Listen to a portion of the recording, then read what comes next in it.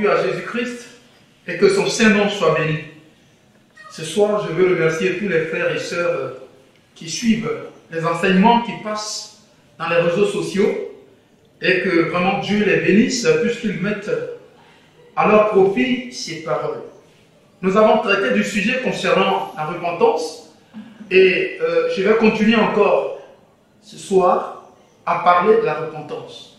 Parce que le plus grand problème de l'homme avec Dieu, c'est de ne pas suivre le chemin du Seigneur qu'il recommande. Et il se penche vers son cœur et ses pensées.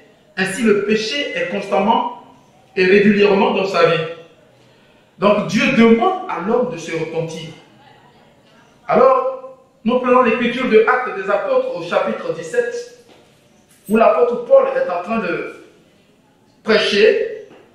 Et à partir du verset 29, par exemple, il dit, ainsi donc, étant la race de Dieu, nous ne devons pas croire que la divinité soit semblable à de l'or, à de l'argent ou de la pierre sculptée par l'art de l'industrie de l'homme. Dieu, sans tenir compte des temps d'ignorance, annonce maintenant à tous les hommes, en tout lieu, qu'ils ont à se repentir. Parce qu'il a fixé un jour où il jugera le monde selon la justice par l'homme qu'il a désigné, ce dont il a donné à tous une preuve certaine en le ressuscitant des morts. Alléluia. Alors, la repentance est un passage obligé pour demeurer enfant de Dieu, pour plaire à Dieu. Depuis l'Ancien Testament, ceux-là même qui ont eu l'onction de Dieu, qui ont été appelés par Dieu, lorsqu'il n'y a pas de repentance dans leur vie, il n'y a pas d'harmonie, d'accord, ni de salut de Dieu pour leur vie. Nous pouvons voir dans le livre de 1 Samuel, où le Seigneur a appelé Saül. Saül avait été choisi par Dieu et l'onction fut sur lui lorsque Samuel a répandu de l'huile d'onction sur lui. Et il s'est manifesté la gloire de Dieu. Il avait prophétisé comme un prophète. Mais vous allez voir qu'il y a des dérapages dans la vie de cette personne, parce qu'étant devenu roi de tout Israël, il ne regardait plus la gloire de celui qu'il avait choisi, il cherchait à plaire aux hommes. Et lorsque ceux-ci sont en difficulté, ou ils sont devant une situation, eh bien, il écoute plutôt les conseils des hommes que de tourner les regards vers Dieu. Dans 1 Samuel chapitre 13, lorsque vous allez lire, vous verrez qu'il y avait la guerre entre les Philistins et les Juifs. Saül avait reçu de Samuel l'information qu'il viendrait pour qu'on puisse faire le sacrifice. Alors, il a attendu, et voici que le prophète n'arrivait pas jusqu'à la soirée du 7e jour. Alors, le roi n'avait pas le droit d'exercer le ministère de la sacrificature. Il n'est pas du sacerdoce. Mais Saül avait reçu cette grâce d'exercer comme juge et puis en même temps sacrificateur. Donc il devait arriver, faire le sacrifice et ils vont entamer de faire la guerre. Mais comme Saül voyait que Samuel ne venait pas, il a pris sur lui l'autorité de faire le sacrifice comme un sacrificateur. Il a déjà enfreint à cette règle. Et le Seigneur n'est pas du tout content de lui. Si vous lisez le chapitre 13 de 1 roi, vous verrez cela. Par la suite, les Amalécites qui n'avaient pas voulu que le Seigneur, avec son peuple, il passe sur son territoire, il boit même de son eau. Voilà que le peuple va s'installer. Et le Seigneur maintenant demande à Saül de faire la guerre aux Amalécites, de tuer tout ce qui existe là-bas et ne rien apporter comme butin de guerre. Mais voilà, dans 1 Samuel chapitre 15, Saül va épargner Agag, il va épargner les princes, il va prendre des veaux gras, il va utiliser les béliers et tout ça. Quand le prophète lui a demandé, il dit non, c'est pour faire une célébration, une fête, un sacrifice à l'Éternel ton Dieu. c'est là le Seigneur va lui dire que l'obéissance vaut mieux que le sacrifice. Ainsi, il a été rejeté. Mais David aussi a commis des péchés, non les moindres. Et je crois, selon le procès, il devait être le plus condamné. Mais il va être gracié. Parce que l'humilité dans sa vie, il a commis plusieurs péchés à partir du moment où il a manifesté la convoitise en convoitant la femme d'Uri. Il a posé l'acte d'immoralité sexuelle avec cette femme. 2. Et 3. Il a provoqué la mort expressement de ce monsieur, puisque la grossesse était sortie de cette immoralité, et qu'il sait que tout le monde va savoir que c'est lui le roi qui a grossi la femme, il a fait tuer le monsieur. Alors c'est grave. Mais lorsque le prophète Michée était approché de lui et qu'il lui avait parlé de ce qu'il avait fait, alors le monsieur, notre roi, s'est humilié. Et comme vous voyez, le psaume 51, c'est la repentance de David. Et le Seigneur aime quelqu'un qui se repent. Et c'est pour cela que la Bible dit, lorsqu'une âme se repent dans les cieux, il y a une grande joie. Et donc, David a pris tellement à Dieu dans son attitude, dans son comportement, dans son humiliation, que la femme même avec qui il a commis l'adultère, c'est de cette femme-là qu'il a suscité le fils d'héritage. Tu dois être sur le trône pour hériter du trône du règne de David. Donc la repentance est le processus de se réconcilier avec Dieu. Quand nous venons dans les évangiles, sinon dans l'évangile, Jésus a appelé les 12 disciples. Et il s'y trouvait Judas Iscariote. Le Seigneur les a envoyés pour faire le ministère. Et ils étaient en ce jour-là au nombre de 70. Lorsqu'ils étaient revenus, eux tous, ils avaient témoigné d'avoir accompli des miracles, des prodiges, des délivrances. Le Seigneur dit de ne pas se réjouir pour le fait que vous ayez accompli des délivrances, des miracles, chassé les démons. Mais vous devez vous réjouir de ce que vos noms sont inscrits dans le livre de vie. Or, ce monsieur Judas n'incluait pas sa vie dans la résurrection, dans le salut. Vous verrez que bien qu'il ait travaillé avec le Seigneur, et parmi les 12 disciples du Seigneur Jésus-Christ, celui-là seul qui avait un ministère, c'est Judas, parce qu'il était le trésorier du ministère de Jésus. Et bien voilà, il a volé dans la caisse, et voici, il a trouvé une opportunité pour avoir beaucoup plus d'argent. Il a vendu son maître. Il ne s'est pas repenti. La repentance qu'il avait faite, c'est de cette repentance que j'avais expliqué l'autre fois dans 2 Corinthiens, chapitre 7, verset 10. La tristesse du monde produit la mort. Mais il n'est pas sauvé. Il s'en va en enfer. Voilà, la gloire de Dieu se manifestait. La puissance du Saint-Esprit était présente. Mais les gens, cette famille ne pouvait pas distinguer la présence de Dieu, la puissance de Dieu et la présence de Dieu. Et voilà, Ananias et Saphira, ils ne se sont pas repentis dans leur cœur et ils n'avaient pas la crainte de Dieu. Voici que, par leur mensonge, ils ont péri, ils sont morts. Voyez-vous? Donc, quelquefois les gens prêchent et ils enseignent. Et puisque l'homme aime le péché et il est habitué au péché, lorsque les prédicateurs ne prêchent pas la repentance et ils donnent la faveur au péché, les gens sont contents, ils applaudissent, ils sont derrière eux. Et surtout, des soi-disant chrétiens qui parlent de la grâce de Dieu et que le Seigneur nous a fait grâce et qu'une fois que le Seigneur t'a fait grâce, tu es sauvé, plus rien ne peut t'empêcher d'être enfant de Dieu.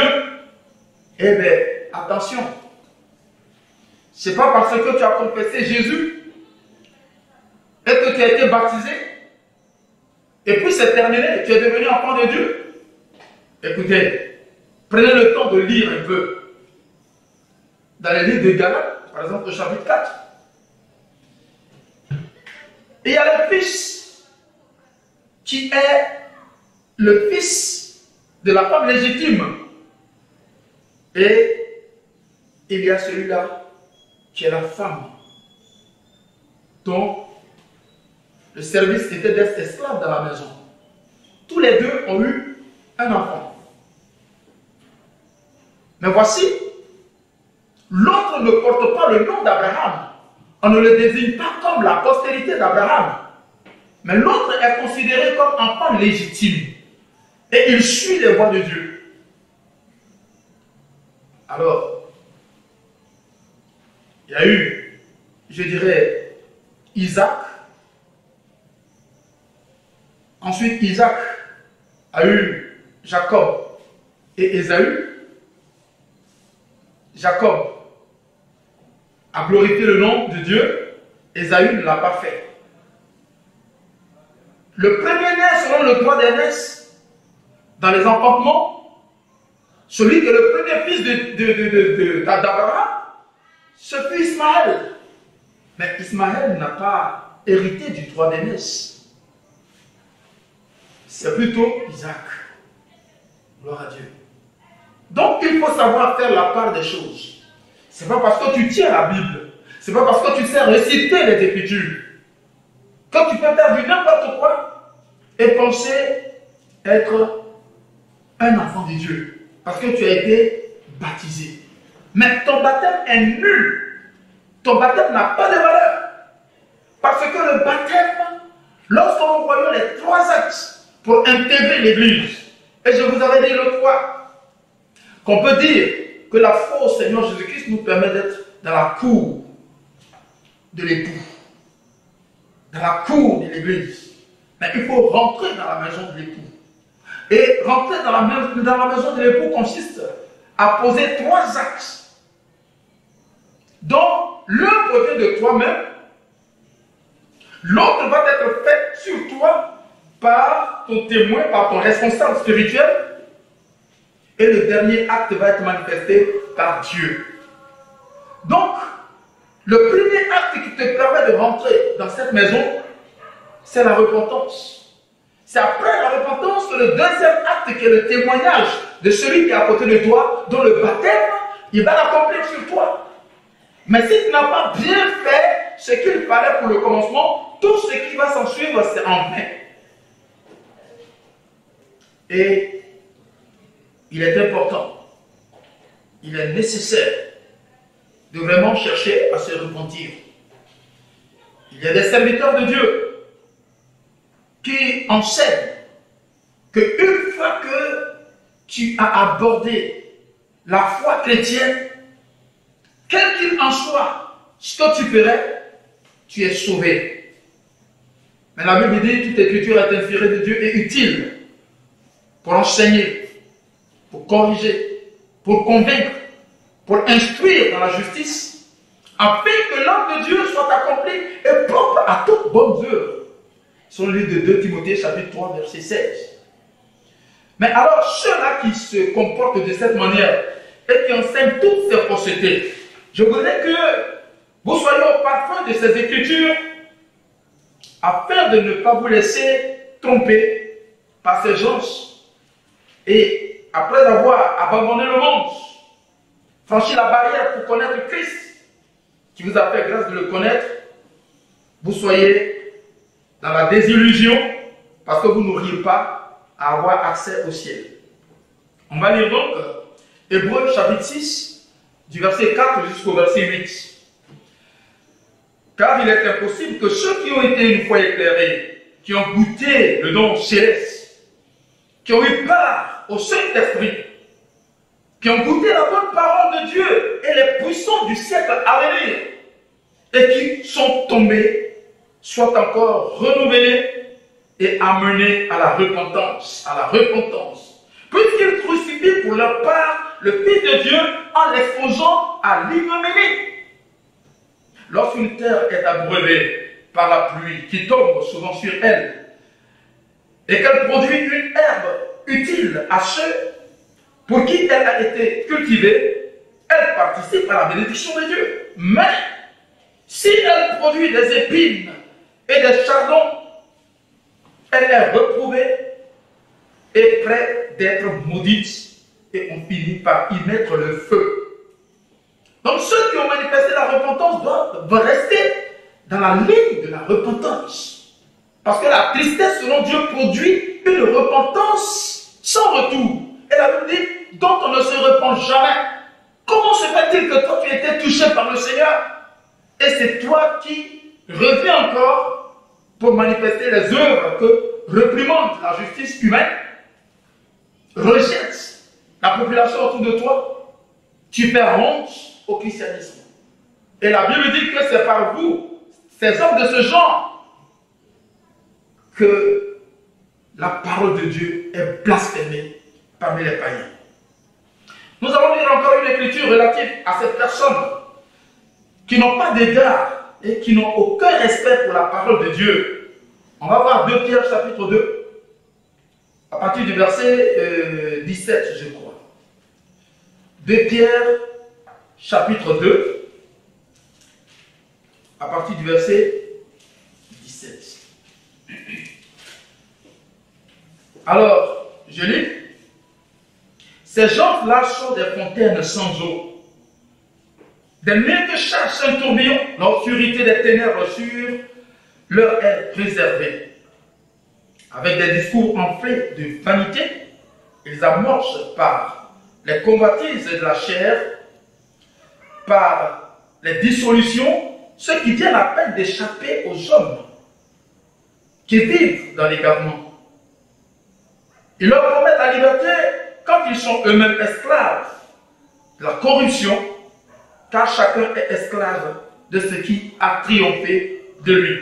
En effet, si après s'être retirés des souillures du monde, par la connaissance du Seigneur et Sauveur Jésus-Christ, ils s'y engagent de nouveau et sont vaincus, leur dernière condition est pire que la première.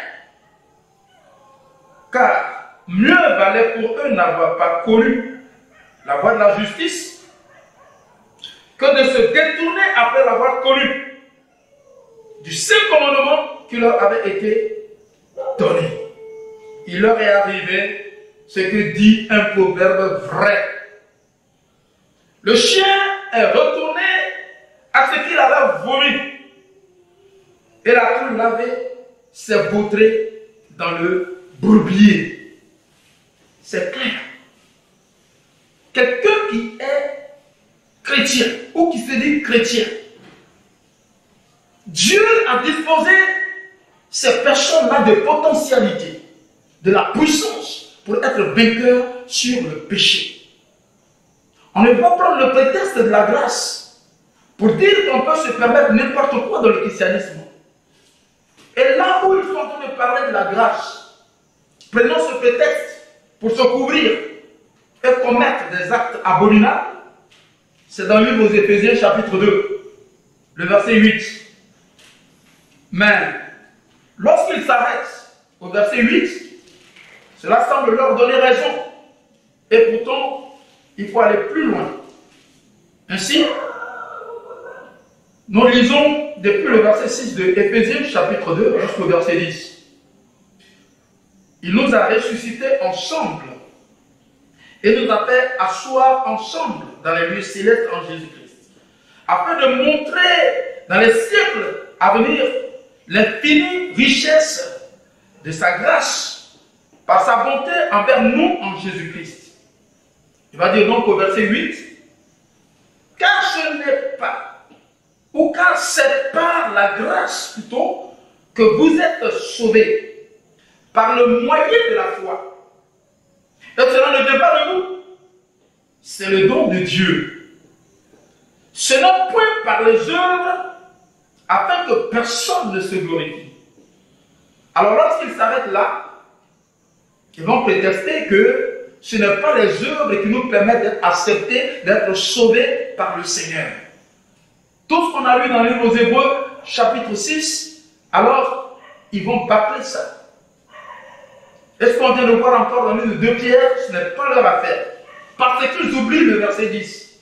Car le verset 10 dit: car nous sommes son ouvrage, ayant été créés en Jésus-Christ pour de bonnes œuvres que Dieu a préparées d'avance afin que nous les pratiquions. Alléluia. C'est pourquoi vous, autrefois païens, dans la chair, appelés incirconcis, par ceux qu'on appelle circoncis, et qui le sont à la chair par les mains des hommes, souvenez-vous que vous étiez en ce temps-là, sans Christ, privés du droit de citer en Israël, étrangers aux alliances de la promesse, sans espérance, sans Dieu dans le monde. Alors donc, le verset 10 dit: car nous sommes son ouvrage créé en Jésus-Christ pour de bonnes œuvres qu'il a préparées d'avance, afin que nous les pratiquions. C'est ainsi que le livre de 2 Corinthiens, chapitre 5, verset 17.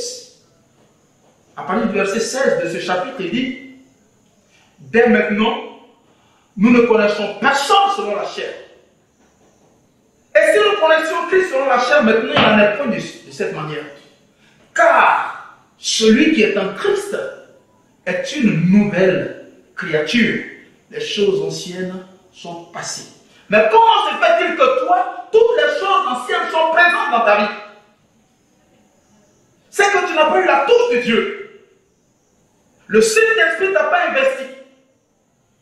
Tu es un chrétien charnel, abruti, immoral, qui détourne les enfants de Dieu dans le pâturage de Satan.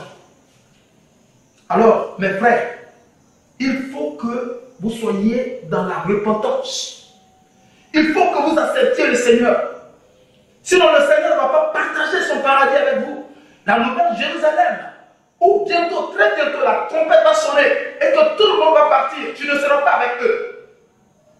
Parce que ces prophéties qui ont été faites depuis près de 2000 ans, c'est avec notre génération que cela va s'accomplir. Et il faudrait que chacun soit prêt. Ce que les chrétiens demandent aux chrétiens, plutôt le Seigneur demande aux chrétiens, ce n'est point la richesse. Ce n'est point, eh bien, la guérison même. Ce n'est point des délivrances. Parce que le Seigneur nous a donné l'exemple de cette parabole où il y a un certain Lazare qui pourrissait. On ne pouvait pas l'accepter dans la société. Il pouvait manger que dans la poubelle. Et voici, c'est un homme repenti. Il a une relation parfaite avec Dieu. Mais lorsqu'il en a fini avec le corps de poussière, il s'est retrouvé avec le lieu qu'on appelle le sein d'Abraham. Tandis que celui-là qui était riche, félicité, apprécié par tout le monde, et certainement lorsqu'il va se rendre au lieu de culte, on lui prépare une place spéciale.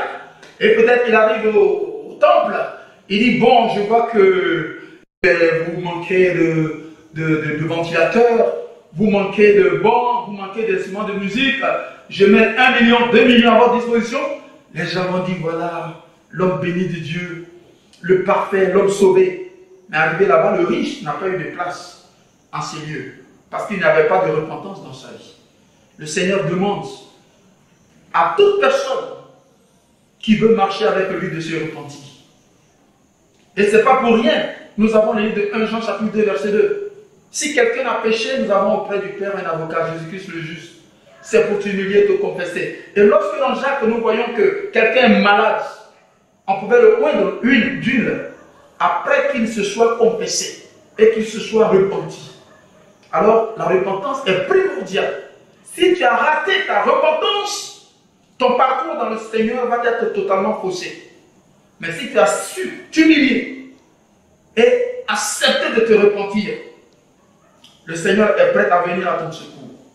Je vais lire cette dernière écriture et puis nous attendrons prochainement ce que nous aurons à étudier. Allons dans le livre de Jacques, chapitre 4. Alors, croyez-vous que l'écriture parle enfin? Ça, c'est à partir du verset 5 de Jacques, chapitre 4. C'est avec jalousie que Dieu chérit l'esprit qu'il a fait habiter en nous. Il accorde au contraire une grâce excellente. C'est pourquoi l'écriture dit: Dieu résiste aux orgueilleux, mais il fait grâce aux humbles. Soumettez-vous donc à Dieu, résistez au diable, et il fuira de vous. Approchez-vous de Dieu, et il s'approchera de vous. Nettoyez vos mains pécheurs. Purifiez vos cœurs hommes irrésolus. Prends ta décision. Sois dans la résolution. La Bible dit, à tes résolutions répondra le succès. Et la Bible nous dit ici, sois dans la misère. Soyez dans le deuil et dans les larmes. Que votre rire se change en deuil et votre joie en tristesse. Humiliez-vous devant le Seigneur et il vous élèvera. Sans la repentance, vous ne pouvez pas être sauvés. Que Dieu vous bénisse et qu'il repente sur vous l'esprit d'humilité et de la repentance pour qu'il vous incluse dans le salut. Que Dieu vous bénisse. À très prochainement. Amen.